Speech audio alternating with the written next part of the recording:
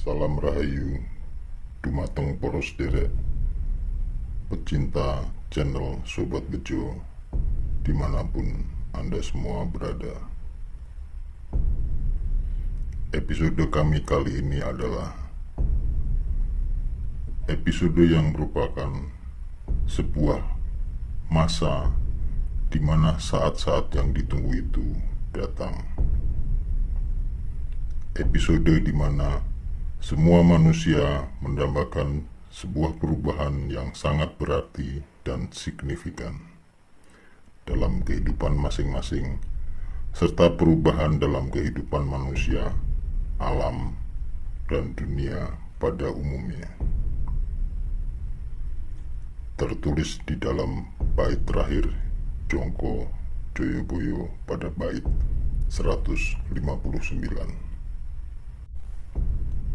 Ini adalah bait yang paling ditunggu sebagai titik balik akan segala hal, baik itu untuk manusia, alam, dan kehidupannya, juga untuk para pelaku jalannya kisah-kisah ini, dan juga untuk leluhur sendiri. Satu bait yang masih tidak bisa diartikan dengan sebaik-baiknya dan sebenar-benarnya sesuai dengan maksud dan tujuan dari penulisan oleh Joyoboyo. Itu sebab pada bait ini masih terdapat kalimat yang ditulis dengan menggunakan bahasa Jawa, sebab kalimat ini tidak bisa diterjemahkan ke dalam bahasa Indonesia karena persamaan atau padanan kata yang sesuai belum dapat ditemukan pada bahasa Indonesia. Mengartikan yang sebenar-benarnya harus selalu disinkronkan dengan keadaan yang senyata-nyatanya, dan awam masih belum dapat melakukannya. Oleh karena itu, di dalam kesempatan episode kali ini, izinkan kami, Sobat Bejo, ingin berbagi data dan memberikan arti yang sebenar-benarnya dari arti dan pemahaman yang tertulis pada bait 159 dari Jongko Joyoboyo. Kami tidak sedang berusaha untuk mencoba mengartikannya sesuai dengan pemahaman kami, melainkan kami akan menceritakan arti yang sebenar-benarnya yang sudah dikisahkan kepada kami lewat narasumber yang sangat kami percaya yang berasal dari para leluhur. Monggo disimak bersama.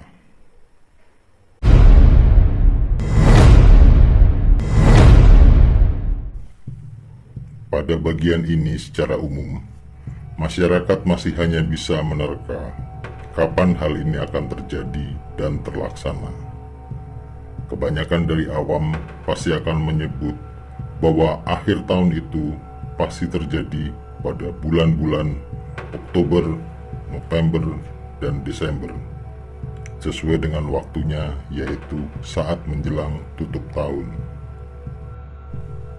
Sebetulnya, kita harus melakukan kilas balik tentang dari mana kisah ini berasal dan mensinkronkannya sesuai dengan keadaan pada masa itu. Tahun yang dimaksud oleh Joyoboyo tersebut apakah juga bisa disebut sebagai tahun Kabisat Masehi, tahun Hijriah Tarik, atau tahun yang lain? Adalah suatu hal yang salah apabila umum mengartikannya sebagai tahun di luar daripada tahun yang dipakai oleh Joyoboyo pada zaman itu. Seperti diketahui bahwa pada zaman itu adalah zaman di mana Majapahit adalah disebut sebagai kerajaan Hindu, yang tentu saja akan menggunakan sistem penanggalan atau kalender Hindu, yaitu tahun Saka. Oleh karenanya, maka kita harus membacanya sesuai dengan pemahaman dan sistem penanggalan pada zaman itu. Untuk diketahui bersama bahwa kalender tahun Saka adalah dimulai pada bulan setelah Hari Raya Nyepi dan berakhir menjelang Hari Raya Nyepi. Berbeda dengan tahun penanggalan yang lain seperti tahun Kabisat Masehi yang dimulai pada bulan 1 atau Januari dan berakhir pada bulan 12 atau Desember. Tahun penanggalan Saka dimulai dari bulan Kadase atau 10 pada bulan setelah Hari Raya Nyepi dan berakhir pada bulan Kasongo atau 9 pada Hari Raya Nyepi sebagai hari tutup tahun dari tahun Saka. Inilah waktu yang digunakan leluhur dalam menghitung hari dan bulan. Jadi pada kalimat selet-selete yen besok ngancik tutuping tahun, selambat-lambatnya kelak menjelang tutup tahun mempunyai arti sebagai berikut. Paling lambat sebelum Nyepi atau menjelang tutup tahun Saka. Selanjutnya, mari kita bahas pada bagian kalimat Sinungkalan Dewa Wolu, Ngasto Manggalaning Ratu. Sebuah kalimat yang masih sangat rancu untuk diterjemahkan, dan secara garis besar, umum masih belum bisa menjabarkan makna dan arti yang sebenarnya. Sehingga pada bagian ini, kalimat yang tertulis masih bersifat asli, dan belum pernah diterjemahkan oleh siapapun. Sesuai dengan data dari narasumber kami, pada kalimat Sinungkalan ini mempunyai arti sebagai berikut. Sinungkalan Dewa Wolu Ngasto Manggalaning Ratu. Para pemimpin dari 8 dimensi merestui dan menyatakan keabsahan atas kepemimpinan Sang Ratu atas dimensi kedua, yaitu bumi. Lengkapnya adalah selet-selete yen besok ngancik tutuping tahun, Sinungkalan Dewa Wolu Ngasto Manggalaning Ratu. Sebelum tutup tahun Saka, 8 pemimpin dimensi merestui kepemimpinan Ratu atas dimensi yang dimiliki oleh Ratu, yaitu bumi. Berikutnya adalah bakal ono dewa ngejowantah apa ngawak manungso, akan ada dewa tampil berbadan manusia. Arti dari kalimat di atas secara harafiah adalah sudah benar dan mudah dipahami. Tetapi yang menjadi pertanyaan adalah siapa dewa yang dimaksud dan di mana keberadaannya. Data kami mengatakan bahwa dewa yang dimaksud di sini adalah mereka yang termasuk ke dalam kalimat Sinungkalan Dewa Wolu, yang arti sesungguhnya adalah para dewa pemimpin dimensi melakukan ngejawantah atau nunggal atau masuk ke raga atau badan seorang manusia dan bermaksud atau mempunyai tujuan untuk mengunjungi Sang Ratu di dimensi kedua, yaitu bumi. Lalu di mana para dewa ini datang ke tempat kediaman Ratu? Tentu saja adalah di bumi dan Nusantara lokasi tepatnya. Selanjutnya pada bagian Apa Suryo Podo Betoro Krisno Awatak Bolodewo. Berparas seperti Batara Krishna, berwatak seperti Baladewa, mempunyai arti sebagai berikut. Para dewa pemimpin dimensi yang datang berkunjung ke tempat Ratu melalui raga manusia. Raga manusianya mempunyai paras yang tampan rupawan dan mempunyai sifat yang berbeda sesuai dengan sifat dari dewa yang masuk ke raga manusia tersebut. Inilah yang disebut sebagai watak Baladewa. Watak dari dewa yang berbeda-beda. Sifat di sini adalah bukan sifat raganya, melainkan sifat dari dewanya. Jadi kesimpulan, arti dari kalimat bakal ono dewa ngejowantah apa ngawak manungso, apa Suryo podo Betara Kresna awatak Baladewa adalah para dewa pemimpin dimensi datang dalam wujud seorang manusia yang tampan dan rupawan dengan sifat dan karakter kedewaannya masing-masing. Kalimat Ageman Trisula Weda adalah maksud dan tujuan dari semua kalimat sebelumnya. Para dewa pemimpin dimensi merestui kepemimpinan ratu dan memberikan senjata atau pedoman Trisula Weda untuk merubah zaman dan peradaban dunia.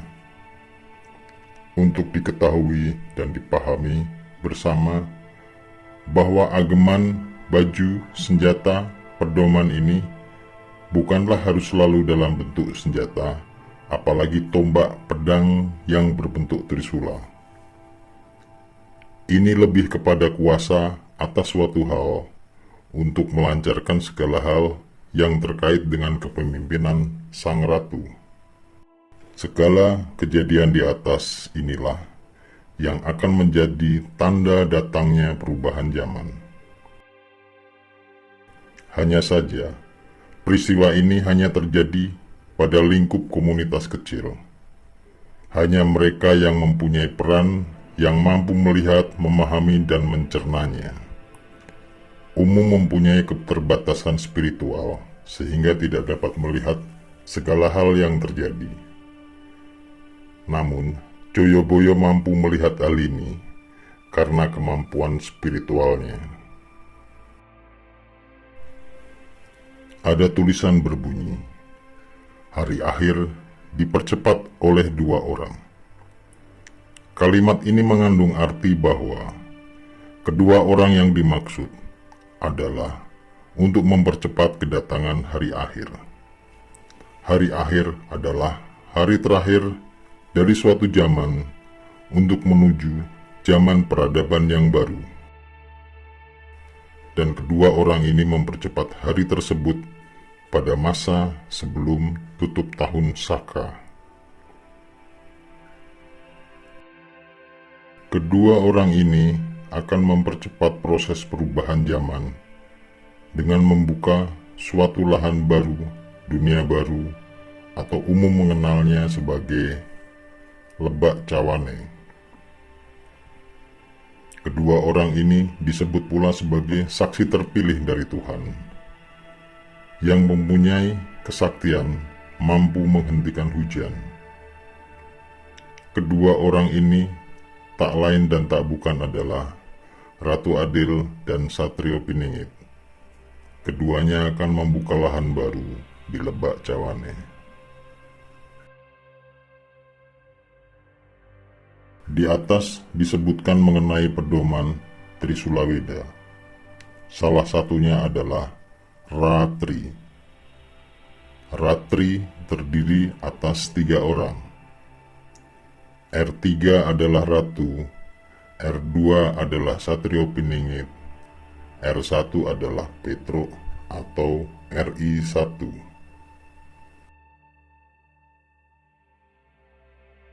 Rencana besar dari leluhur adalah memperkokoh tatanan jagat, mempunyai tahapan yang harus dilaksanakan. Tahapan yang pertama yang wajib dilakukan sebagai langkah awal pembukaan zaman baru adalah tahapan di mana R1, Petro, RI1 harus menemui R2 untuk minta diantarkan kepada R3 guna meminta izin dan restu untuk memulai pembukaan lahan baru di Lebak Cawane. Siliwangi berkata, "Carilah Budak Angon, karena hanya dia yang mengenal sang ratu." Tanpa hal ini, maka pembukaan lahan baru tidak akan pernah terlaksana. Maka R1, Petro, RI1 harus segera bertemu dengan sang ratu R3. Percepatan takdir ini adalah tindak lanjut dari bahasan Sinungkalan Dewa Wolu yang harus terjadi dan dilaksanakan oleh Petruk. Petruk harus sadar dan menyadari bahwa posisinya dalam lakon Petruk Dadi Ratu sudah berakhir. Sementara waktu terus berjalan, di mana kesempatan Petruk untuk bisa memulai pembukaan lahan baru semakin sempit dan sedikit. Satu-satunya cara yang bisa dilakukan adalah Petruk harus meminta kelonggaran waktu atau penambahan waktu kepada leluhur untuk tetap bisa melaksanakan tugas terakhirnya. Oleh sebab itu, maka R1 Petruk RI1 harus segera menemui Sang Ratu untuk meminta izin dan restu Sang Ratu sebagai pemilik dari dimensi kedua. Salam Rahayu.